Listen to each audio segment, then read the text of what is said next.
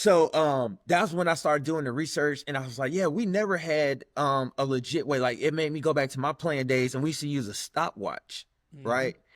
And I'm like, that was extremely inefficient.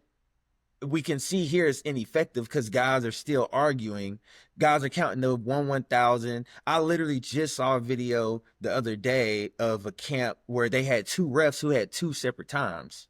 Mm. So that's when I came up with the idea and like, okay, here's a problem.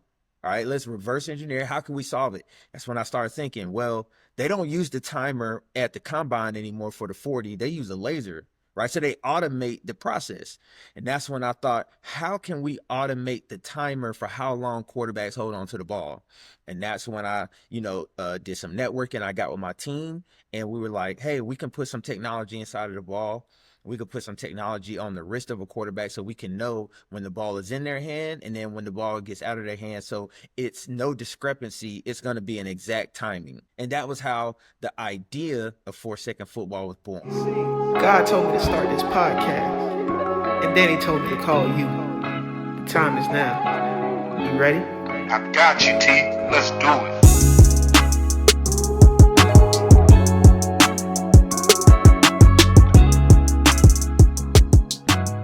Hey, welcome to another week of the Mental Locker Room Podcast. I am your boy, Dr. C, and I am here with my wonderful co-host, Tesh.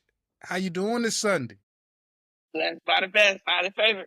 Know what it is. And blessed by the best, and they selling for no less. As my father-in-law say, right? So we thank y'all returning and new listeners to the Mental Locker Room Podcast. For the uninitiated, the Mental Locker Room Podcast is a space for former athletes turned entrepreneurs and industry leaders to inspire athletes to find identity, purpose, legacy, and mindset beyond the game. Today, y'all, we've been talking to some basketball players, and I love talking to my b-ball players, but I would be lying to you if I didn't tell you how excited I am to talk about today's guest. Today, we are sitting down with Joseph Joe Hamilton, a two-time tech entrepreneur and the creator of 4-second football, a revolutionary trading technique based on the premise that players only have 4 seconds to make the proper decisions. What began as a conversation about quarterback timing morphed into the creation of what Joseph called the world's smartest football. It's a Bluetooth-enabled gadget that sends players and coaches real-time feedback to help them make better decisions, be more attentive, and be more precise. Joseph is from Columbus, Georgia, and he graduated from Columbus State University in 2012. He's a proud resident of Columbus to this day, and his route combines athletic grit, business savvy, and internet skills. He's played club football as a student and was in charge of groups on campus, including Kappa Alpha Psi. We got a Kappa on the call with us today, and student government. His first firm was Bacchus, which was a wearable gadget that tracked alcohol use, and it taught him the ins and outs of product development, and it got him ready for the challenge of creating new technology. Joseph started 4 Second Football while working full-time at the head of SEO and digital ads for a marketing firm. He also managed connections with manufacturers in Oklahoma, India, and Pakistan. Mr. International Hamilton. He worked hard and had great pitching abilities, which helped him win the People's Choice and Technology Prizes at Biz Pitch and be noticed at Startup Runway, where he got money and important mentoring. For Joseph, it's not just about the tech, it's his way of thinking. He thinks that the same clarity and confidence needed to make a choice in 4 seconds on the field can help people reach their full potential in other areas of life. In addition to the product, his long-term goal is to start kids programs and the 7-on-7 League in Columbus to give young players more chances to succeed. Joseph Hamilton is constructing more than football, y'all. He's building a movement around concentration, getting things done, and following your gut when time is ticking. Joseph, welcome to the Mental Locker Room, brother. We glad to have you. How you doing? Man, that was quite an intro. And I definitely can see that you went and read some things on me. Because some of those, I'm like, "Damn, I forgot about that." So I appreciate the warm introduction and the hype there. But I'm doing great. Thanks for asking. Like I was saying earlier, it's a good Sunday. So, just getting some well needed rest from last week and getting ready for this week. Just getting ready to go kill it. Amazing, amazing, Love that, bro. amazing. Again, thank you, Joseph. I'm gonna call you Joe. Joe today. Yeah. But yeah, man. Yeah, man. Appreciate it. So Joseph, I didn't meet, but I seen him pitch on stage at the Good Soil Forum in Dallas. Shout out to Bishop TDJ, Michael Phillips, the whole Good Soil and Wells Fargo families. And see, you already know I thought of the idea of the mental locker room back in November, but it's all about God's timing. And at that same time, I also thought of an idea called courtside business. And so those were going to be two totally different platforms. But after I left that conference, God told me the time is now and to join the two together.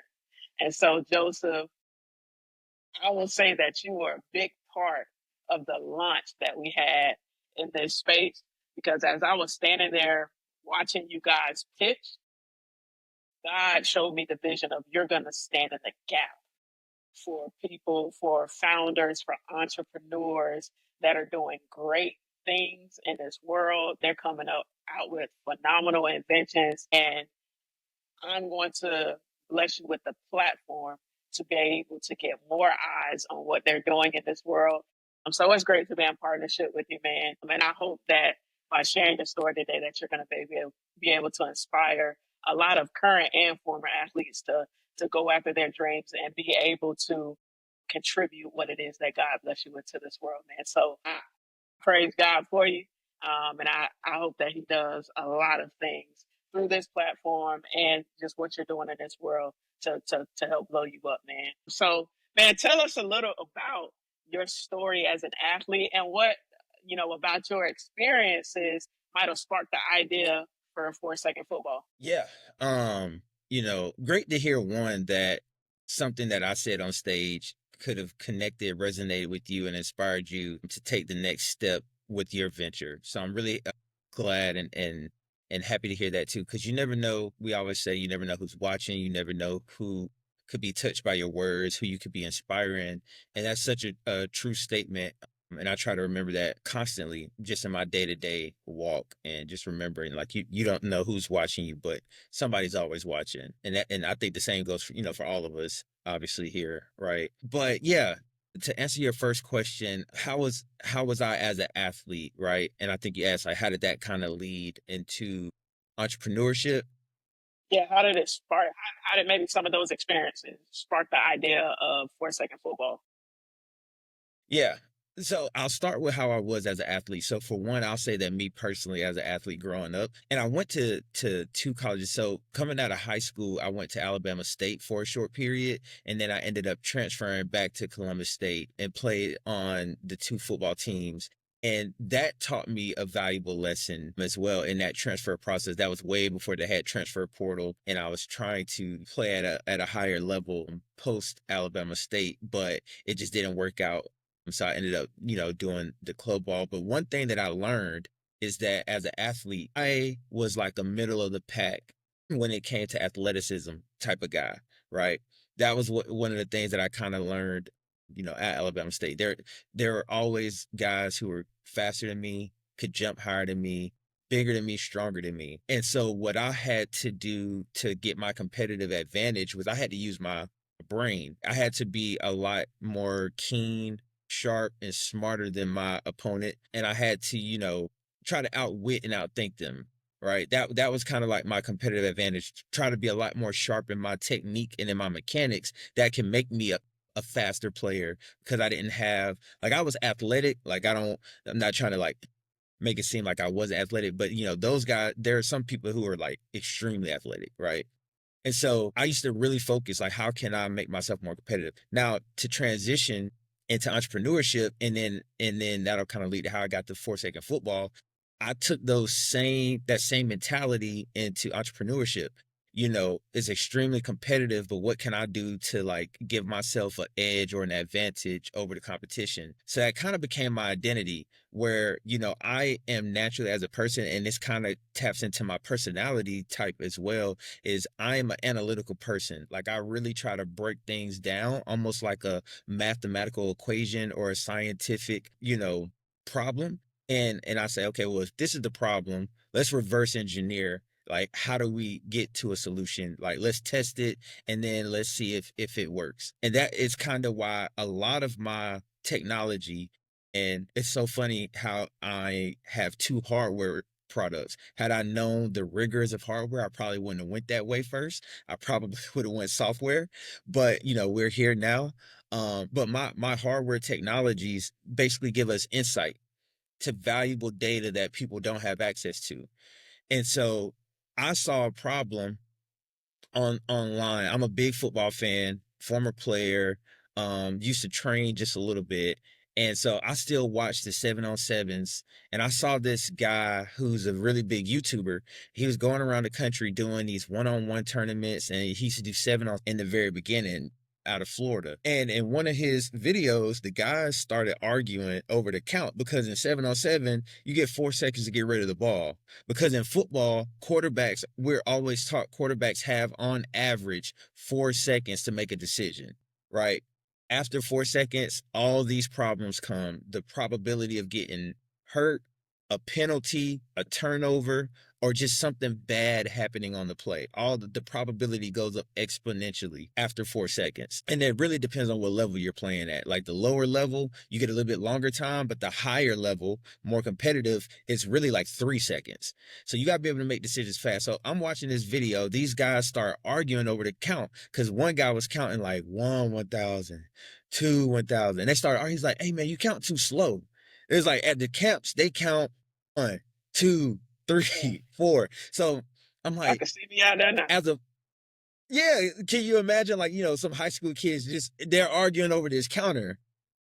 So that's when I started doing the research and I was like, yeah, we never had a legit way. Like it made me go back to my playing days and we used to use a stopwatch, right? And I'm like, that was extremely inefficient. We can see here it's ineffective because guys are still arguing. Guys are counting the 1,000. I literally just saw a video the other day of a camp where they had two refs who had two separate times. So that's when I came up with the idea and like, okay, here's a problem. All right, let's reverse engineer. How can we solve it? That's when I started thinking, well, they don't use the timer at the combine anymore for the 40. They use a laser, right? So they automate the process. And that's when I thought, how can we automate the timer for how long quarterbacks hold on to the ball? And that's when I, did some networking. I got with my team and we were like, hey, we can put some technology inside of the ball. We could put some technology on the wrist of a quarterback so we can know when the ball is in their hand and then when the ball gets out of their hand. So it's no discrepancy. It's going to be an exact timing. And that was how the idea of 4-second football was born. That's amazing. That's amazing. Yeah, like I said, I can see me out there now, ready to fight. That's Ready to 4 fight. seconds. That ain't 4 seconds. That ain't 4 seconds, right? The lack of consistency, right? Also probably didn't really help the quarterback that was trying to develop either. What's actually 4 seconds and when do I need to let this thing go? Exactly. Exactly. In basketball, if we're playing 1-on-1 or something like that, you'll hear somebody on the sideline counting because you get 2 or 3 dribbles. There's no mistake about the dribbles, right? But Right. who's counting? Everybody's counting different. But you see in track, they got the timer is big. Everybody can see it. There's no discriminating. But even sometimes, they always have the extra watch as well. And when they stop the clock, that's the time. And then there's usually somebody filming. So this is totally different. So that's amazing, man. And that's what entrepreneurship is all about: finding a problem that really resonates with you and developing that solution. So, and that's amazing. Something so small that could be so crucial at the same time. Yeah. And the funny thing is, it started with that simple idea, but then as we started doing research, that's when we really started finding the real value and we started finding silver linings in the data. Sometimes, I like to consider myself a data analyst because that's what, I like to substantiate my problems through data, not just a feeling or, oh, I experienced this. I want to know how many people experiences. So when we started looking at data, that was when we started finding a silver lining. Like the elite quarterbacks are much more efficient and better when they get the ball out of their hand in under 2.5 seconds versus over 2.5 seconds. And that was when we started adding on layers to the product. Well, why don't we track this? And and so it just literally started growing legs. Still growing legs. I mean, not still growing legs, but that was when we kind of like grew legs and we started to walk a little bit. Now we're starting to, try to pick up a little jog, right? And so we can start sprinting with this thing. You All right, made me think of octopus. Tom Brady. Like Brady ain't holding that ball. Brady drop it back, and you got two, and it's gone. Like it's going Yep. somewhere. If it's going in the dirt, it's going out of bounds, but it's going somewhere. So like I'm glad to hear that research that y'all did actually kind of confirmed that not only is this a need, this is something that is proven from the pros to make you better if you can get this skill down pat. Absolutely. Yeah, 100%. You're right. Spot on with Tom Brady, too. He's the prototype. I used to hate it. I used to hate watching it because you're not getting a sack. Like he's not giving up a big play because it's the ball's Yep. gone. Yep. Out of there quick.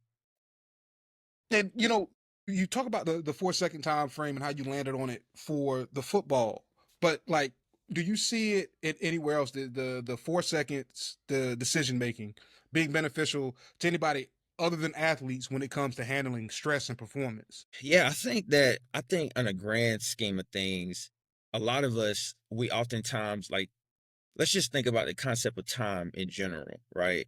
Time, I think, in my personal opinion, exists to kind of be that reminder that we don't have all day. There are countdowns and there are, limits to how long we have to do something. So even on a job, if you work in a job and we have deadlines, it's like, okay, we got to prioritize things and get things out. And that creates pressure, especially if you have limited time and a heavy workload. It's pressure. So there's definitely some correlation between the concept of 4 second football and just real life in general, right?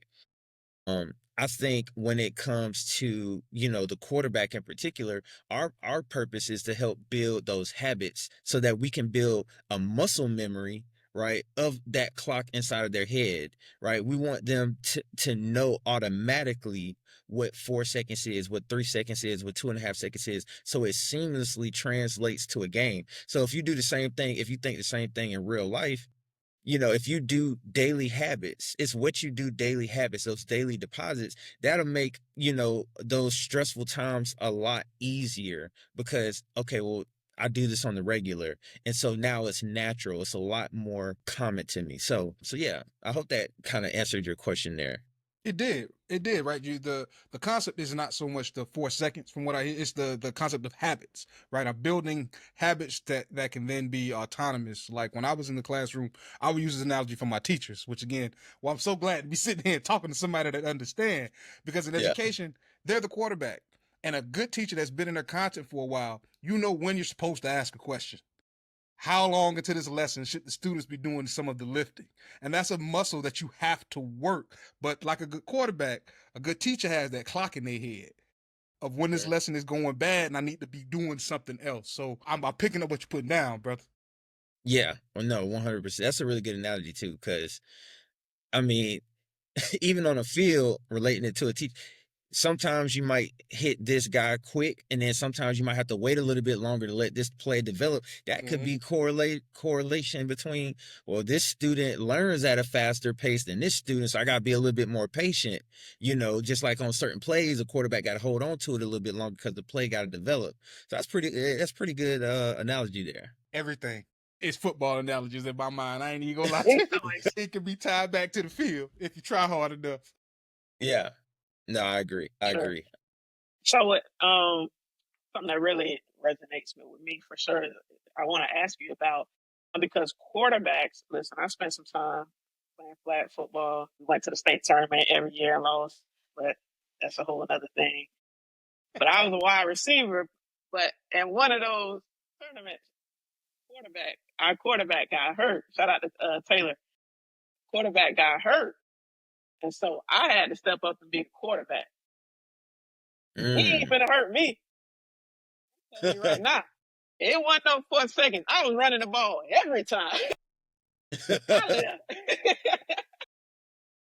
out of there. But yeah, so just like there are so many rules in football in the game that are in place to prevent injury, to protect the quarterback, but still situations like Tua's and things like that, they still happen. So what role does 4 second football or can 4 second football play in that space? Because a lot of times these are resulting in season ending injuries or sometimes even career ending injuries. What role can 4 seconds serve in that space? Yeah, no, that's a great question. So, what I like to say when it comes to like injury prevention and things of that nature is that, 4 second football definitely can't prevent any injuries.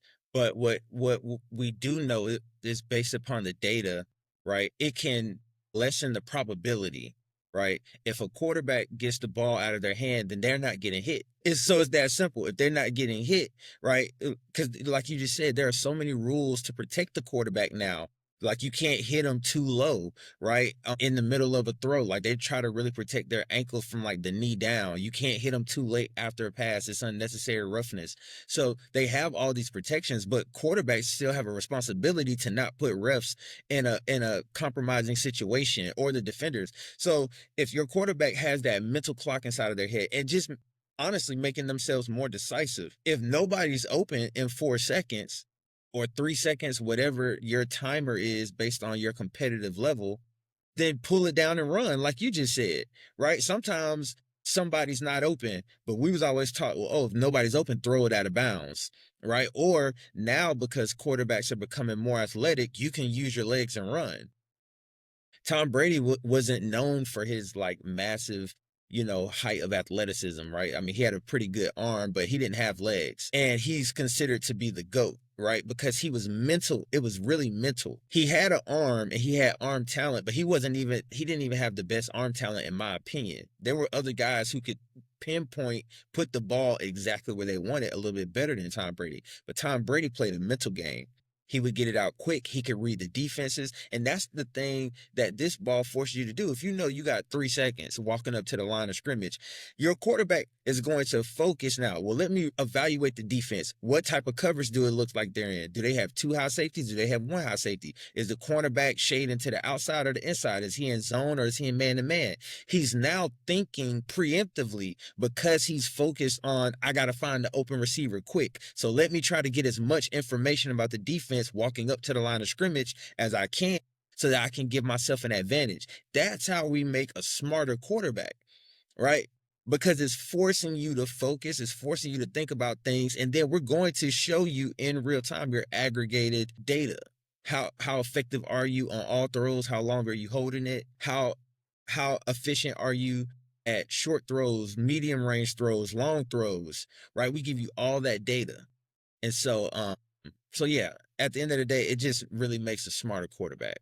And when they're Data is smarter, important. right? What Yeah, you said, I T? mean, Saying data is so important. I've seen entrepreneurs lose. They have these great inventions. They're like the sales are immaculate, everything. And usually in this space, like sales are everything, right? You good, you get an investment.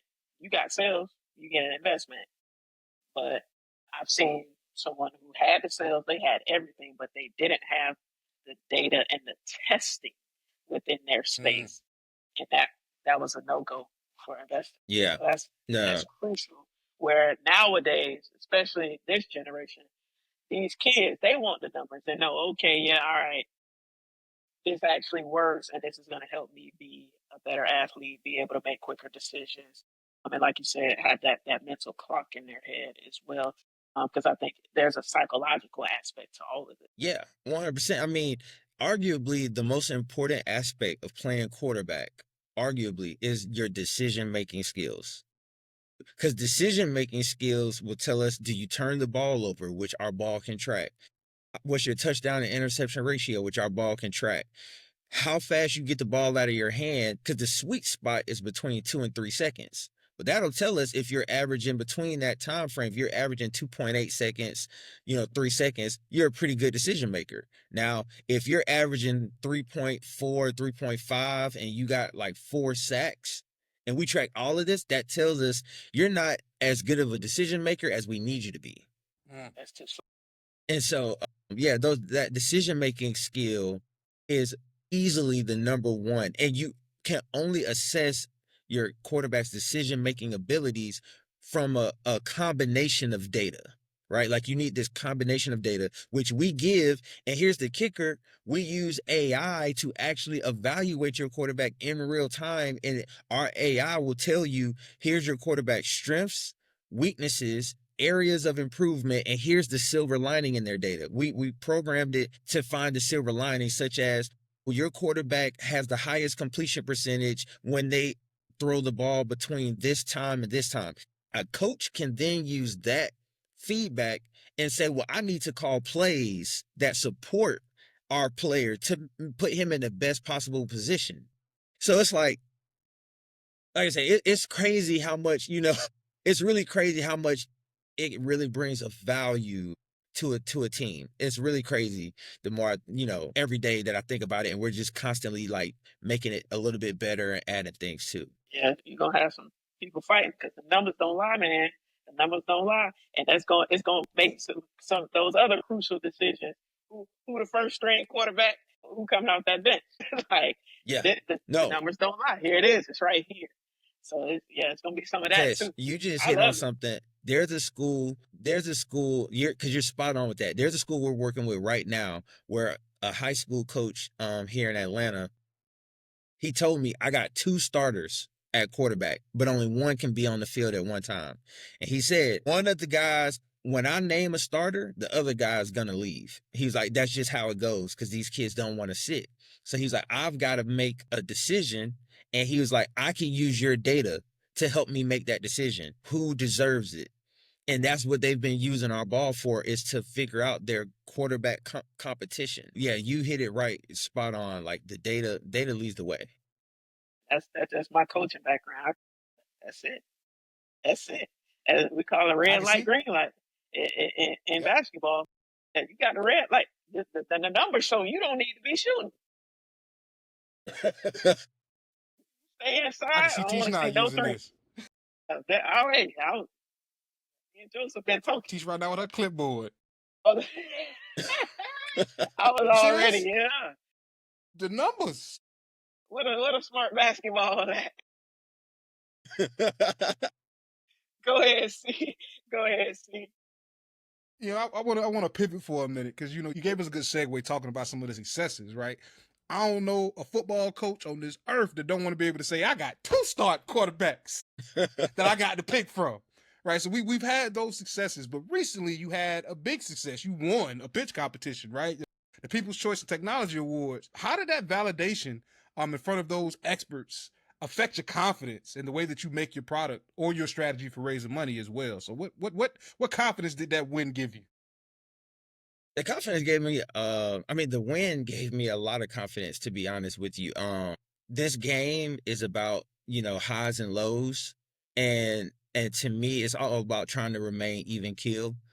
We have a few more pitch competitions that I believe will be selected for this year, and we are trying to, use that avenue for getting some capital to push our needs, because it's hardware and we need money to manufacture, these footballs. But as far as the confidence thing, like you said, it really was a big boost. It really makes you feel good. But like I say, it comes with highs and lows, because most recently, we've lost a couple, or didn't really win any money. So it's all about remaining, even keel, right? Not getting too high, not getting too low. And just kind of understanding that, when I win, somebody else loses, and that's a part of their story. And hopefully they internalize it, don't take it too personal, and keep trucking. And the same for me, right? That was the biggest competition that I've ever pitched in. We didn't win. And there have been a few other opportunities that I thought were going to be really big for us this year that fell through, right? That fell through the floor. But, we just keep pushing, right? I'm just constantly looking for a new opportunity or a new investor, and remaining even keel. But the biggest thing is that my validation really kind of came from our field testing, to be honest with you. We did a pilot program. For those watching this, especially if you're a coach, please go to our YouTube and One, subscribe. It's 4 Second Football, and there is a coach testimonial. Let me tell you guys this story. This was crazy, right? There was a coach. He was a first-year high school head coach. He was at a prominent school in South Carolina, so he wanted his first year to be good. Like, he was like, I can't lose, right? He started the season at 1-3, right? And his brother had called me because he heard me in a pitch. His brother heard me in a pitch and was like, hey, my brother needs your football. He really needs to like give his team the best opportunity to win. Last year, we had those hurricanes. So the Hurricanes paused like for like 2 weeks. They didn't have any games because of the hurricanes. They had delays. I rush ordered him a football. They were still practicing even though they weren't playing a game. So for 2 weeks, he used the football. And literally, as soon as they came back, his quarterback goes on a spree of throwing 13 touchdowns over the next 3 games. And they won 9 out of like the next 10 games. And they ended up making a 3rd round playoff appearance in 4A ball in South Carolina. So that was like one of the biggest stories because it was like, you talk about immediate, like sometimes you got to use a product a little bit over time. He used it in 2 weeks and immediately saw the results of it. And he talks about how his quarterback was processing faster. He said at first he was so paranoid about that whistle. Because see, if you don't get the ball out of your hand, a whistle goes off inside of the app. That indicates you took a sack. Right. That's the psychology of it because you're now focused on the whistle. So if you're focused on the whistle, that's your target. Don't let that whistle go off. So he's speeding up his processing, right? His mental processing. And that led to on-field success that we were able to see. That to me is validation. And plus we have a couple other success stories, but that was one of the most successful ones. That to me is the validation. The pitch competitions are absolutely cool, but those are just avenues and tools that we use to get capital. But the real validation comes from my customers and my users, because if you make them happy, then the money's going to follow. Absolutely. I mean, that's amazing. So you've been able to, so you've got a background in SEO and digital ads. And so you've been able to leverage that background to promote online. So you're doing pitch competitions, but you're also, promoting 4 Second Football online. Can you kind of walk us through, a particular campaign that you've run online that was successful, and let us know what type of metrics did you track in order to say, okay, this is the play I'm going to run. This is successful. And maybe you had to make some changes in future, like, because online, like the digital space is so big now. So, I mean, how did you use it to, as an accelerator within your business? I'm going to sound real geeky here because when we start talking like digital marketing, digital advertising, SEO, like that is what I do, right? Like that's my lane. I'll keep it simple. I'll try to keep it simple. So I do blogs because SEO is free, right? SEO is free. For those who don't know what it stands for, that stands for search engine optimization. So you want to rank as high as you can organically because that builds trust with customers when they don't see that sponsored at the top. You want to rank as high as you can when people are searching whatever you're selling, and you want to show up for it. So one thing, a very successful campaign is I do blogs, right? I try to do at least a blog a month. And one of my blogs that I did is must have quarterback training equipment. That was the title of the blog, and it started ranking for quarterback training equipment, which is a very popular search term. When the off season comes, you can see the spike in search queries. So when you talk about like, what am I looking at? I'm looking at search queries. I'm looking at search volume. I'm looking at the times of the year that things like that spike. And then I'm writing, so that we can rank. That page alone itself has gotten me some sales, right? Some organic sales. So that's what I would consider success. Now, when it comes to like the digital advertising side, I'll tell you one thing that we learned. So I thought I had a really good strategy that I wanted to target quarterback training near me. So I targeted those keywords in a PPC ad, and we were getting some impressions and we got some clicks, but what I noticed was it wasn't converting like I thought it would based on some of the keywords: quarterback trainer, quarterback training near me, quarterback training equipment. And so what I've really learned is that, hey, we have to brand a lot better first before I go for bottom of the funnel customers, because I would consider that a bottom of the funnel keyword, right? Those are people who are looking to make an action, looking to make some consideration. They're not just looking for, awareness, but they're at the consideration stage. So, when you think about like a sales funnel, I was going for bottom of the funnel because I just needed to get some sales. But I have to kind of go backwards. I have to take a step back. And that's what I learned. Like, hey, no, you got to do branding.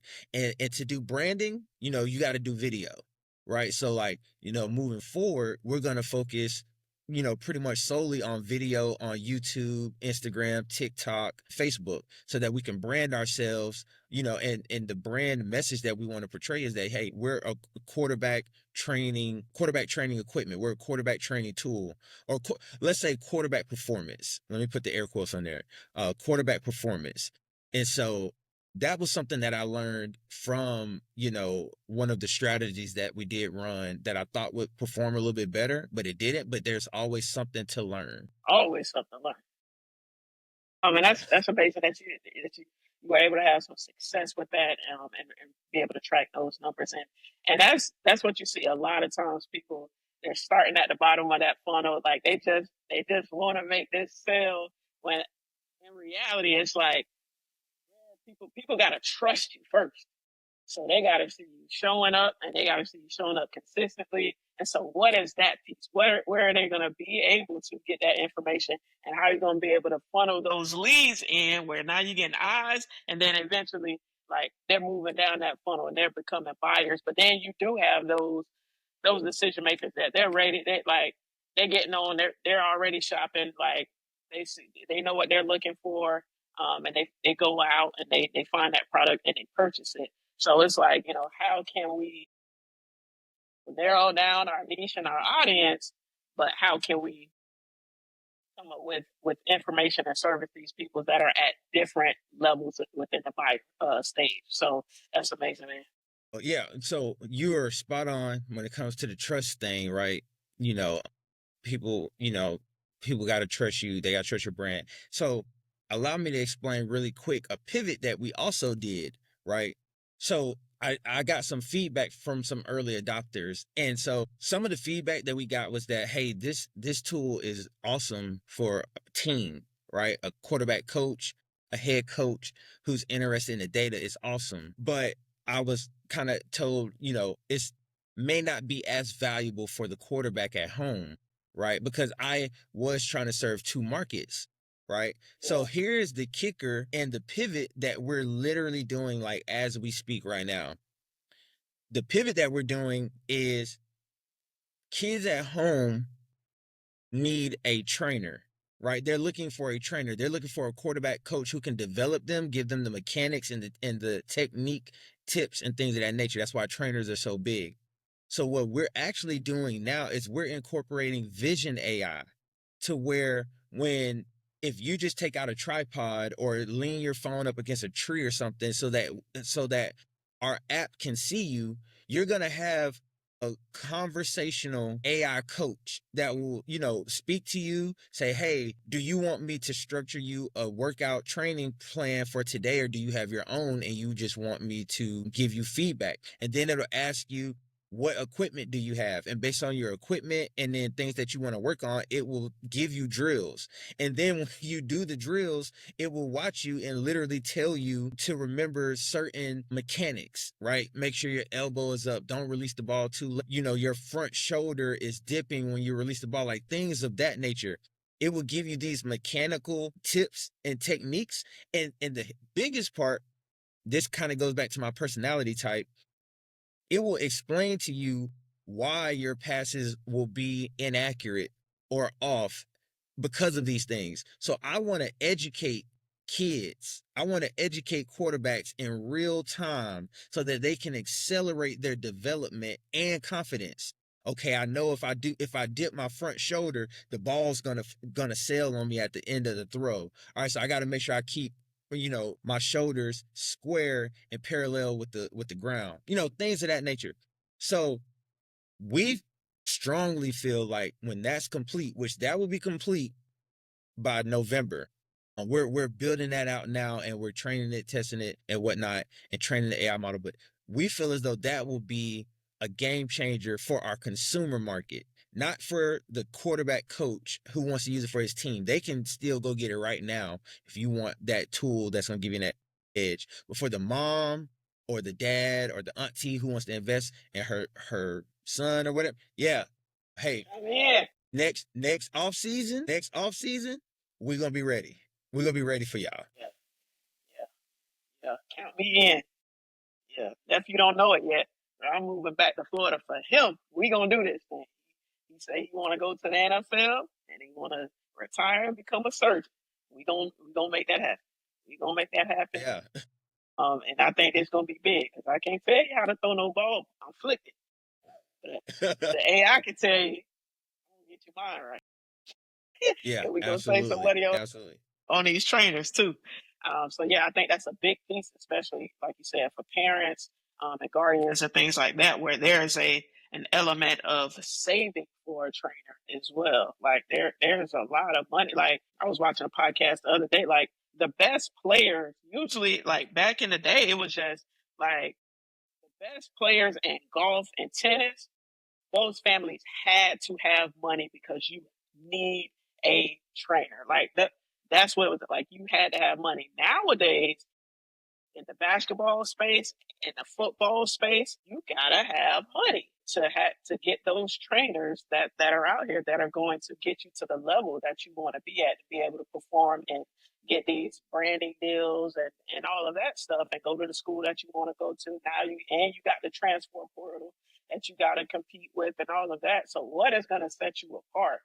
I mean, I think this is an avenue for sure where you can still get the training that you need and you can save up for these high level trainers later on when you get to that point. But this gets those emerging quarterbacks that are ready to, take their game to the next level that the mom doesn't necessarily have it, right now or whatever, or they don't know this NFL player or trainer or anything like that yet. So that's amazing, man. So yeah, like I said, count me in. We gonna get it in for sure. I would love to be a part of something like that. What was I gonna say, man? You hit it. Like that's just amazing. Yeah, I was gonna say too, really quick. You hit it kind of on the head, right? Like you hit the nail on the head. One of our goals, right? Like one thing that I appreciate is that y'all are faith-based entrepreneurs, right? So much like myself, I'm a faith-based entrepreneur, and I kind of see this as like one of my purposes for being here on Earth, right? To help underprivileged kids or kids who don't have the same opportunities, because a lot of the points that you just made, and I know you know this in basketball, is a lot of it has become a pay to play system, right? When it comes to AAU, a lot of these high schools, you're right, they're going to so many camps and tournaments. If you want to be on the floor, they can run you out of pocket based on the money alone. You need the trainers, then they're going to these expensive camps. You got to get on the flight, whatever. So and then when it comes to the trainers, a lot of these trainers are $50 to $75 an hour, right? And a lot of these quarterback training camps are anywhere from $200 to $300, right? And a lot of these parents just can't afford it, right? We estimate about 65 to 70% of the market who has a son that plays quarterback can't afford it, right? So that's why we came up with this. Our product up front is a $200 football. Now, a regular football, just to give you comparison, is $120. Now, so it's $80 more, but it's because of the hardware. Now, a quarterback trainer is about $50 for 1 hour, right? For a 1 hour session. And let's say you see them once a week for 1 hour. That's 4 sessions. That's $200 a month. So for 1 month, you're looking at $300. If you buy a new ball for $120 and then $200 for the trainer, that's $320, right? For month 1, and then, $200 each month after. Well, our football is a one-time purchase. And then if you want the AI to train you, it's only $10. So that's $10 a month. You're already coming out in the positive by month 2. Really, month 1 if you got to buy a new football. So it's like you're gonna get that same value. Like that's the whole premise of the AI is like, we're gonna still give you that same value. That's why we're allowing it to be able to see you so that it can tell you, and we're gonna, train it at the highest level so that it can tell you, yeah, your wrist is not, you're not snapping your wrist enough. That's why the ball is coming out wobbly, anything like that. The same thing a human trainer would tell you. Yeah. No, that's good. That's good. Yeah. So that's what I was going to ask. Like, in terms of the testing that you guys are doing, there's going to be that buyer like that's like they want to know every little thing, like all of the details. We joke about this all the time. My middle name is Details, So it's always those or the spec and tech people. So when it comes to those type of people that like they want all the details, like how are they going to know, what you train the AI to say and see and spit back out to this athlete? Like, where's that information coming from? Like, if I'm, well, let me put it in basketball terms, like we were discussing before. If a player is shooting and their shot is coming up, is hitting the rim off on the right, we can say, okay, these are the things you need to tuck your elbow, you need to aim at this or whatever. We know that as coaches. How do you like? So where, like, who's in your circle? Who's in your camp? They're saying like, okay, this to what a coach, some of the high level coaches will, they will say the same that thing that this AI is saying. Yeah, so honestly, it's me. I am a solo founder, so I don't really have like a expert level like quarterback trainer on the team or anything like that. But I do know enough about the lingo, the language, just being around the sport. Even though I did not play quarterback myself, I know enough to know what sounds right and what doesn't. But then, to be completely honest with you, everything that you just said, right? Those expert level basketball trainers, right? You know what they're doing now? They're putting all their information on the And internet AI, anyway. yeah, Chat GPT. Right, exactly. And then that's how AI is learning, right? One, people feed it information, and two, it crawls the internet, right? It crawls the web, and that's how it's getting all this data and information. So a lot of this stuff is not really like secretive anymore. The only Yeah. thing is it's available, but a kid may not know who to go look up or whatever. Well, that's the purpose of our AI is we aggregate that and we'll spit it to you in 10 seconds. And so, as far as the accuracy though, like to your point, like how do we know like if it's saying that is accurate or whatnot? We put certain rules in our model for like a confidence score. And so like it won't spit out certain things if it doesn't feel like it's 90% confident that a trainer or a coach would say this. So Okay. we have certain rules set up around it or that we're implementing so that we can make sure inaccurate information, right, or wrong information does not come out. Gotcha. No, that's for sure. Yeah, that's gonna be big. That confidence score right there. I like it. Yeah. So yeah, I mean, you like we talked about before, you had another hardware product that you came out with. So can you kind of walk us through like the three most important lessons that you learned from that first time around, whether it be in the manufacturing space or, user behavior, safety testing, any of these things where you're like, okay, it helped you this time around? Yeah. So one, let me just say too, that product, I'm still working on it too, right? Yeah. That product, Bacchus, is not in the market. So here's the funniest, most real story. I'm gonna get super real with y'all, right?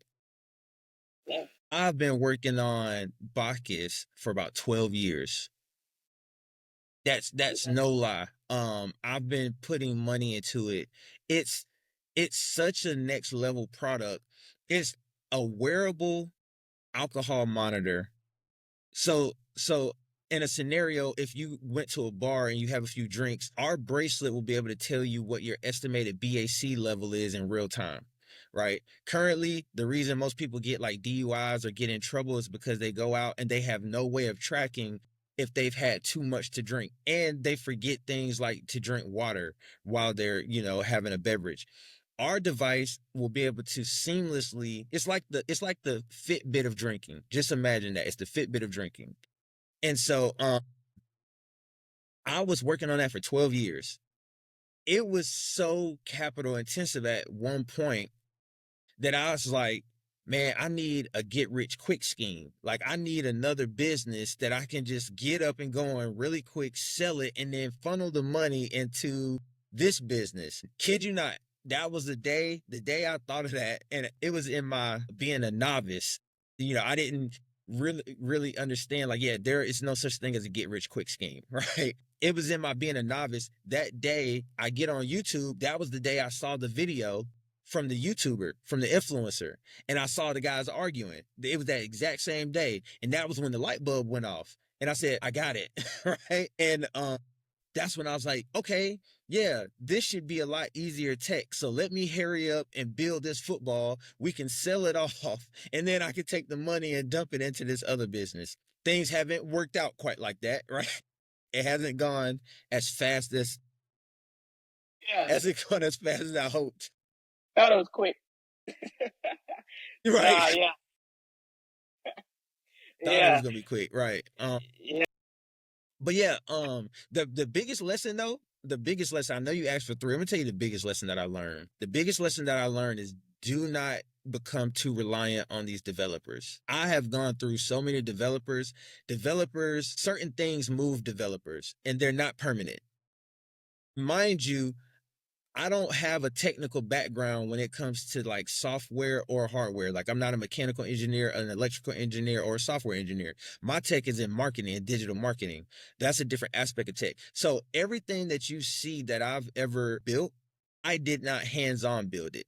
I was just the visionary, and then I put together a team of capable people who could do it. So what happened at one point was I became too reliant on those people. And then when they would leave because they took on a bigger project, the project was taking too long, and they thought we would see money a lot faster, or somebody else was offering them more money, or I just became too much of a burden in my ass, then they had to leave.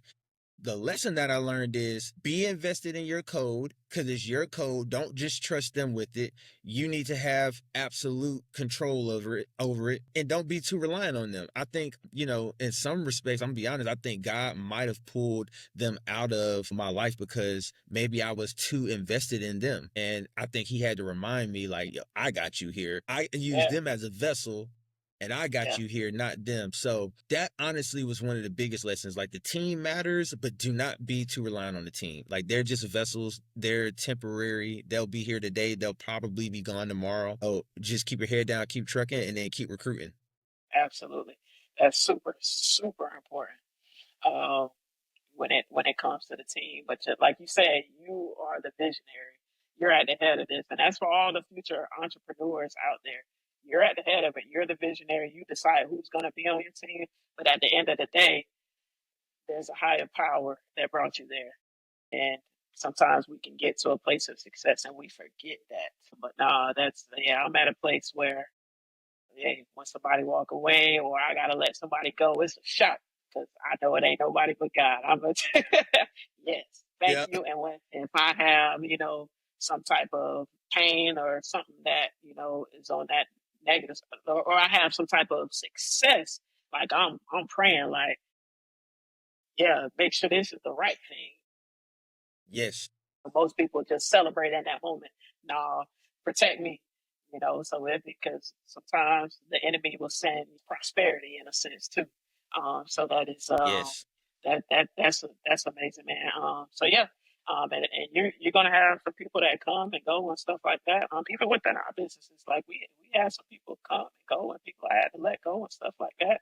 But you know who is for you and who's supposed to be there for the long haul and the long ride and all of that, and who is there to, like you said, as a vessel. They help jumpstart you and all that stuff. And at the end of the day, like they weren't supposed to be there forever. So no, that's good. Yeah. That's a great lesson. That a lot of entrepreneurs learn that lesson way too late. And they're steady. They're hindering them moving forward because they're too busy trying to look back and bring everybody with them. And it's just not possible. It's not possible, and Yeah. it's not realistic because it's not supposed to be that way. Everybody cannot come with you.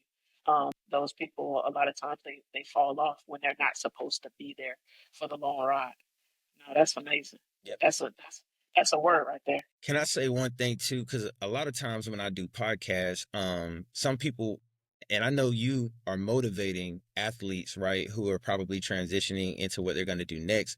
Maybe they Yeah. want to get into entrepreneurship. Maybe they want to get into tech. A lot of times people will message me and say like, hey, well, who are your developers? Who built this for you? One thing I want to suggest that I've learned too is utilize the marketplaces. If you're looking to establish a team and you don't know Yeah. where to start, I just want to suggest start on Upwork and Fiverr Pro.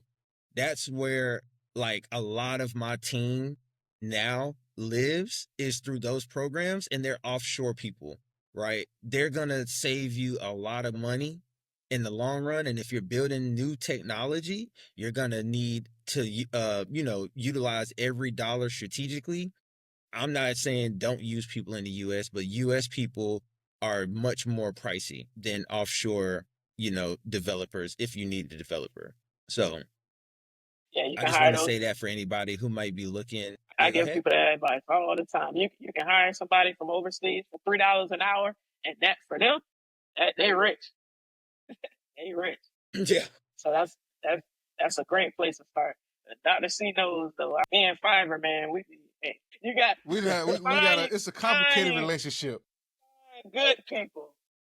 Good people, vet them out, have them give them like a little test project and all of that, and then get busy with it as you are building and scaling a startup business for sure.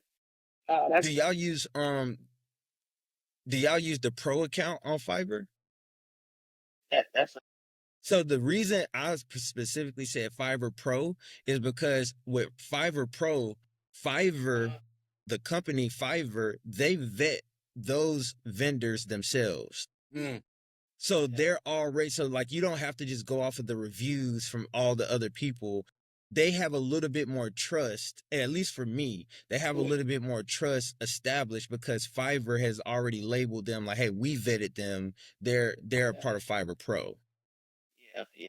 So that's just a And that's suggestion. That's something that I learned, and that's why I like Fiverr Pro. Because, like you say, it's all about that trust, and it's like, how do you establish trust when somebody doesn't know you? So it's like, oh, okay, Fiverr Pro, they vetted them. That builds a little bit of trust without me knowing this person. So let me see. Let's have conversations and see if this could work out. So what I'm hearing, Joseph, is what I'm hearing. This more for T. What I'm hearing is I'm going to be much less likely to have to respond to somebody that on Fiverr Pro of, hey, you spelled T's name wrong on the second page of this package that you spelled correctly in the beginning of this package. I'm confused on why it's now misspelled. Yeah, you should business have later. much less likely. The beginning stages. That was funny. That was funny. But another thing that you said in terms of being a visionary, and I say it all the time, and I will double down on it here. As the visionary, it's so important to have a team, no matter how you build it out, whether you use Upwork, Fiverr, hire people that you know, or whatever it is. Try to make a mistake. Getting good at everything, like you want to know your product, and like you said, know your code and all of that, and be able to train somebody in a space. But there's no reason to try to do everything by yourself or learn every little thing when somebody else is. They got way more research, way more experience. You vetted them. You can train them in certain things when it comes to your culture and things like that. But trying to make every decision on your own and do everything on your own, and you're gonna be in school for 30 more years, trying to get a product out because you're just trying to learn the very basics of what maybe AI can do, or somebody that's already, they've got 10 years, 15, 20 years in the game and they know this, and you can bring them on to be an asset to your team. So I think that's super important. So good stuff, good stuff. What do you say to the person that is like, they get in this space of having a fear or of getting started, or they're overthinking in terms of making decisions, whether it's football and life. How does your technology help players in that space, leaders in that space of, just kind of wiring their brain to make decisions quicker when it comes to, fear or overthinking, like overthinking the repercussions of that. But, what do you say to those people? Yeah, well, I think I kind of interpreted the question in two ways. I don't know if one is in a life aspect or if it's Yeah, just both. in a football aspect. Both. Okay. Well, in the football aspect, I would say, the fear of, I guess you could say like failure or performing low or holding on to the ball too long. I think that kind of gets worked out just by, using the device. And it's like if you mess up the first time you hear it, it's just going to make you focus more, right? It's going to make you concentrate more. And I think that that just kind of comes from preparation, right? And the same thing can be applied in life. Typically, we fear things that we don't know the outcome of what's going to happen. So, like, there may be a fear because we're thinking, like, okay, we might start thinking the worst. I like to think that with proper preparation, right? I don't know if y'all have ever heard like 4 Ps or 12 Ps, proper preparation prevents, piss poor performance. I think that if we have this fear of anything, then we should just prepare a little bit harder, prepare a little bit more, be a little bit more thorough in, our processes that we're going through. It's kind of like, and go slow. It's kind of like what they say, how do you eat an elephant? One bite at a time, just take the next step. That's what I would say to fear. You just got to do it. Yeah, I would say that's That's C's favorite line. it's my favorite mantra, boy. One bite at a time for the elephant, man. And kind of in this vein, right? You shared with us that success story of that quarterback, right? That whatever was going on in the first 4 games, he got the 4-second football, figured it out, get him to the third round, right? So when we think about some of the habits and mindsets that block players from that being able to make decisions quickly, how does the 4-second football's ability to provide that instant feedback and to rewire habits, how does that help alleviate some of that lack of trust or that fear of mistakes that you just mentioned? I think it alleviates it because it brings a sense of transparency, right? How many times as an athlete and as a player do we just go to practice and we just throw up the shot? Right. Oh, we just, we doing layup lines. All right, let's, we go through the motion, right? How many times do we just go through the motion? And in all honesty, a lot of times at practice, sometimes you have practice heroes. I know y'all know what a practice hero is, right? The people who go hard at practice and then don't do it in the game, right? Yeah. And then sometimes we got people who they may slack at practice. And I've even seen coaches, they'll let a kid slack and they just assume, well, they'll pick it up on game day. Mm-hmm. Well, that kind of contradicts what I was taught, even though I've seen both sides, but I was taught you practice how you play, or you play how you practice. So my thing is, if you want your quarterback to be 65 to 70% completion percentage, a 3-to-1 touchdown to interception ratio, and his average throw time to be at about 2.8, 2.9 seconds, why would you not practice to that standard? So then on Friday night or Saturday night, you know what you're going to get. And that's what I'm saying is we seamlessly give you that data in real time at practice, and we'll give you outputs and things of that nature. So yeah, that's kind of I can't remember the exact content of your question, but I know that was like my answer to it. It was essentially the transparency. The transparency piece is how that helps though. I thank you, because that was a perfect answer. Because I'm thinking about, you talking about Friday and Saturday is where we really want to see that 3-to-1, 70%. But it's like we need that again, education.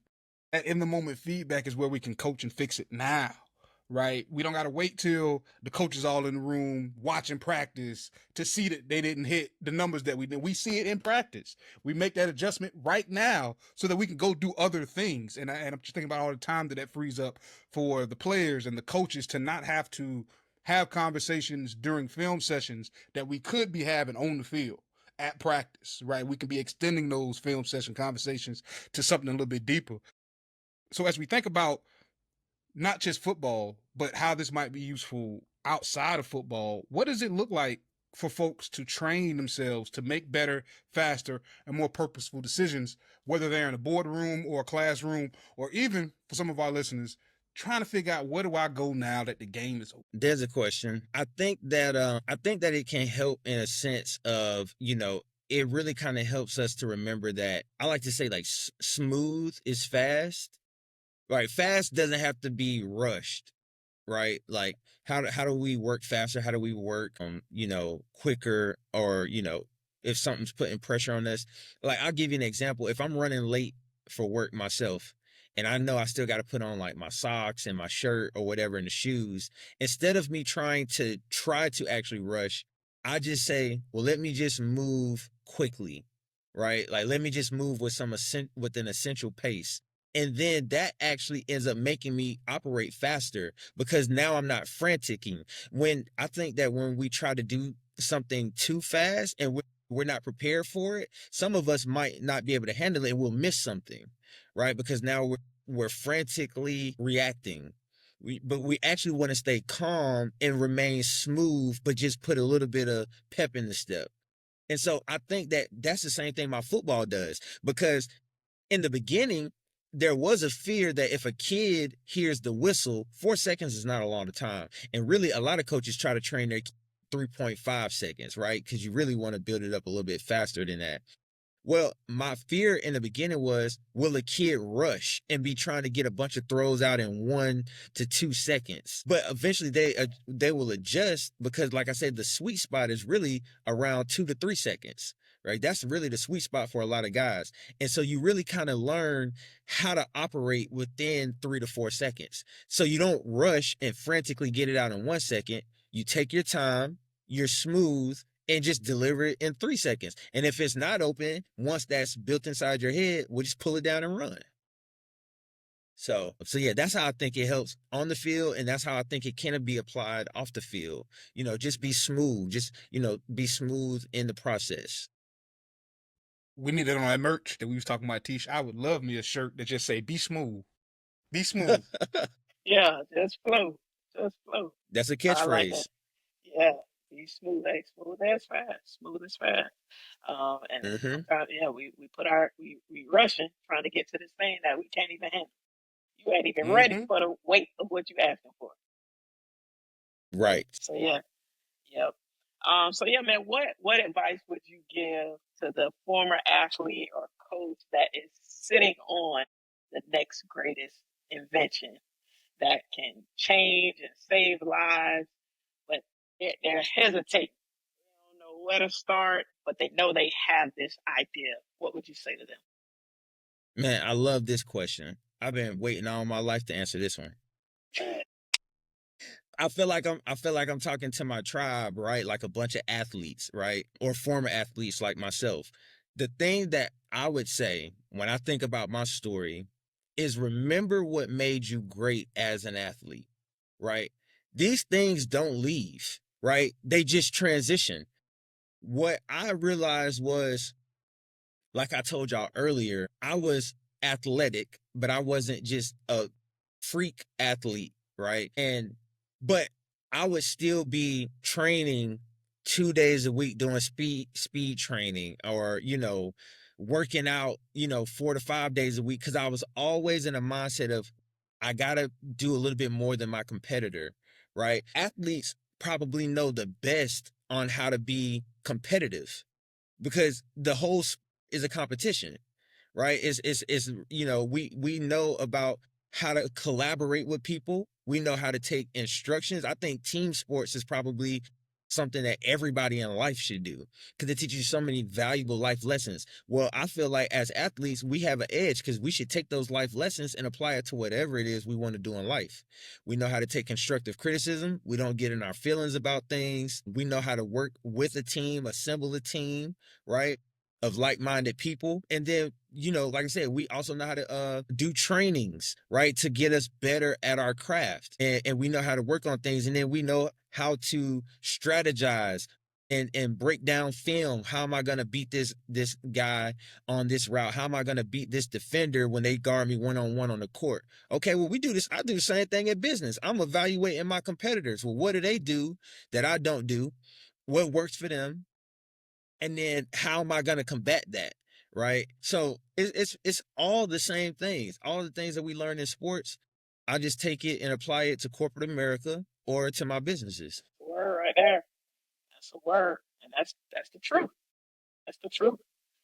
And she knows, audience knows. I've been in different spaces, different industries, and all of that. And every single thing that I've done, I've been able to take all of the things that I learned as an athlete, and take them into the corporate space and into entrepreneurship in the business space, and those very same things up. I'm a good recruiter now of putting people, around and bringing people like bringing you're here on this podcast, right? This is the first time we seeing each other eye to eye, but I know how to spot talent just because I was a good recruiter in basketball, Right. and I knew how to bring even when I was playing. I was a good recruiter of getting people to come to the school and play with me for my coach, right? And so that same very thing made me a good collegiate recruiter and a coach and all of that. And so now, like, I use those same things within this space, whether I was in the corporate space and like being on the side of athletics, like that's great. But I know for me, I was making money from using those skills, and I transitioned, making more than my boss, at in that space, in the sports space. And so now Mhm. look what it is. Like we got a podcast where we bring on former athletes that are in this space, right? So these are like use those experiences, former athletes. There's so much more to you, like Joseph was saying, than you can even think of. So it doesn't go away, like he said. It only elevates if you want to elevate it. So stop sitting on that thing. Stop sitting on it. Talking to somebody the other day. I was coaching them. Somebody they've been sitting on that book for 30 years. Stop now, baby. Yeah, look, I like to look at that story of the talents, Yeah. where God gave the talents out and then he came back and the one person had the one talent and they buried it. They sat on it because they was afraid to lose it. I look at it like, hey, I'm not finna sit. I'll lose my talent because I gave it out, but I'm not gonna sit on it, right? I'm gonna go Yeah. out here, plant these seeds, try to water this soil, and try to let this tree sprout up of success. But I'm not gonna sit on anything, right? Like it's something great within us that the world needs, right? So I feel like it's our duty to be that vessel to deliver it. Because if you don't, somebody else will. That's Exactly. one thing I know for sure. Somebody else For gonna sure. give it to the world, take that opportunity. Absolutely. So stop being selfish with y'all gifts. You heard Joseph. The gift is not for you, it's for everybody else. So spread it out. Contribute that thing to the world. So Joe, what's next for you and for 4 Second Football? You told us about what's coming up in November. What we got in the pipeline, man? Yeah, coming down the pipeline, so we getting more inventory, so that's good. Now we still are doing small runs, so if a person is interested, they should definitely either sign up for our email list so they can stay up to date, or go ahead and place an order now. We will be expanding. So one thing I was going to mention to you earlier is right now we do have one size ball. The ball that we have is for high school and college students, or high school and above. We are going to be expanding to the youth and middle school size ball next year, ideally. But so that's coming down the pipeline. That the Vision AI coach is coming down the pipeline in November. And we'll be hitting the road next off season at all the coaches clinics that we can attend. Um, and hopefully you'll see us in an upcoming pitch competition because we still need some money. So if any investors watch this, we got a term sheet. We are looking for investors. So yeah, it's a lot of good things coming, and we're honestly looking for a big program. I don't know if any coaches watch this, but I'm gonna say this: we're looking to partner. I'll give away one of our packages for a school for free, right? Hopefully, if they live in the Southeast, because we want to document somebody's story. The one problem we did last year was we had success stories and we didn't document it, and those teams did not record it. So we didn't have a big enough story with proof. This season, I want a big player. These coaches is it's a copycat league, right? This is a copycat league, but they only copy you if you've worked with somebody bigger than them, right? They like if you say some other school use it, but they didn't win the championship, or they're a little bit smaller, then they don't care. They want to know what the champions are doing. So I'm looking to partner with a team who says, man, I think we're on the cusp of winning the championship. We make it to the third, fourth round of the playoffs, or the game right before the championship, and we just keep losing. My product can get you over that hump. And we want to partner with you, tell your story, document it, do like a documentary. And that's the goal. So that way we can say, yeah, well, these guys use it and they're champs, right? And they use it. Here's their feedback. So yeah, that's what we got on the horizon. We're still looking for that special partnership. Oh, okay. Oh yeah. I'd say I might have a plug for you. Might have a plug for you, Joseph. Back Yeah. home, might have a plug. It's a high school down there that plays 4A ball, and they on the cusp every year. And then boys D1. My cousin just finished his senior season. He up at Temple now. So that might be somebody that I can plug you into, because I know they head coach. And I know that they always send the boys places. So let's connect. Let's connect so I can put you in contact with them. And I'm definitely gonna reach out to my high school. I mean, we send players to the league, to different schools and to the league all the time. And I believe Coach Corey, you may know because he's getting ready to go, because he's been working for the LA Rams for a while now, but he's heading over full time with them. But yeah, so man, shout out to Lakewood, man. How many Lakewood High School, St. Petersburg, Florida? How many players we got in the league right now? Yeah. I can't hit up Flagler College. We undefeated. Our football team undefeated. We ain't got no football team. I was like, the Flagler ain't got no football team, man. UF do, we know about that. But yeah, yeah. So like I'm a Florida fan too. Yeah, I'm a huge Florida Gator fan. So I don't know if you played there. I see the car tag on your wall. Yes, I'm not sure if you played there. But yeah, that high school space, man. That's I hit them up over there, see what we can do. But yeah, it's other people that's gonna see this for sure, and they gonna want in. They gonna want to be that Awesome. one. But I mean, but Lakewood sending so many kids. Yeah, I mean Florida in general is sending so many kids. To college, where the but best to the football league get played, after that man. as well. I got to connect. So we'll see what we can do in that space for sure. Let's make it happen.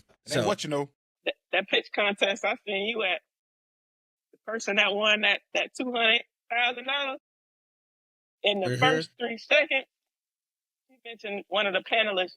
She said her daughter's name. They won the competition in the first 3 seconds. Yeah. Right now. Yeah. By who you know? Yes. Right now. That's all it is. It's one. Yes. The networking piece is critical, and it's just so tough because everybody wants to network up. A lot of people don't want to network like across. Everybody is like, if they can't get something out of you, then they're just kind of writing you off. So, but we don't trip. We just keep on hacking away, because I've had a lot of calls since that conference too. To be honest with you, a lot of people want to help me, because like I say, it's gonna be big, and we're just trying to blow it up before somebody with more money steals my idea. Listen, when y'all get that think about the youth football, Georgia and Florida youth football culture. Yeah, boy, you're gonna fly off the shelves. Gone. It's coming soon. Trust me. We move fast. My team, we move fast. Obviously, and that's with limited funds. So if I got some real funds,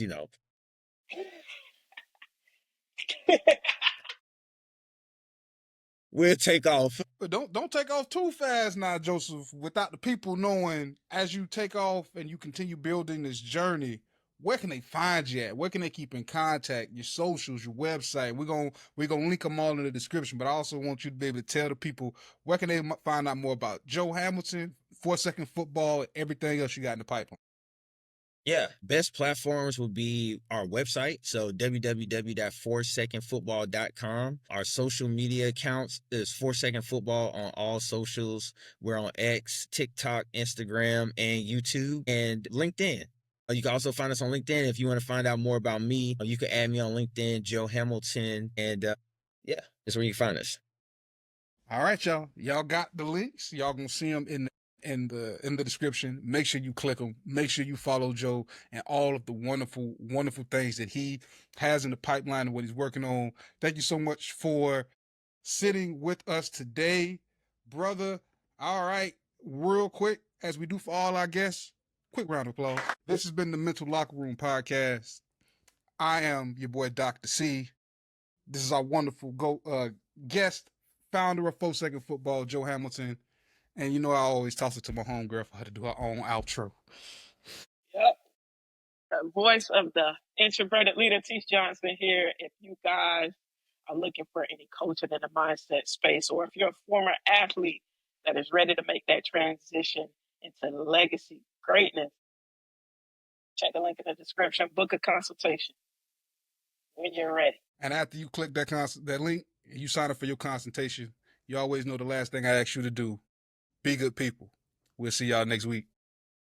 Make sure you like, comment, subscribe, hit that notification button. Hit all the buttons. All the buttons. All right, y'all. Take care. AC, God told me to start this podcast, and then he told me to call you. The time is now. You ready? I got you, T. Let's do it.